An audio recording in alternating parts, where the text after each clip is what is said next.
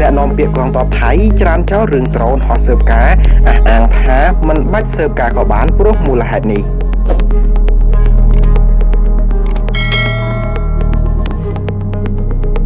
កងទ័ពថៃបានបដិសេធយ៉ាងដាច់អហង្ការចំពោះរបាយការណ៍នៅលើបណ្ដាញសង្គមរបស់ប្រព័ន្ធផ្សព្វផ្សាយកម្ពុជា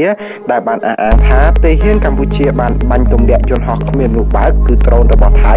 ដែលហោះចូលទៅក្នុងដែនអាកាសកម្ពុជាក្នុងគោលបំណងស៊ើបការ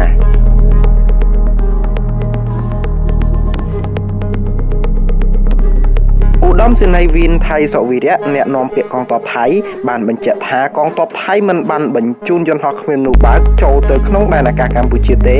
ហើយរូបភាពនៃយន្តហោះគ្មានមនុស្សបើកគឺដ្រូនដែលបង្ហាញនៅក្នុងវីដេអូរបស់ប្រព័ន្ធផ្សព្វផ្សាយកម្ពុជាមិនមែនជារបស់កងទ័ពថៃនោះទេ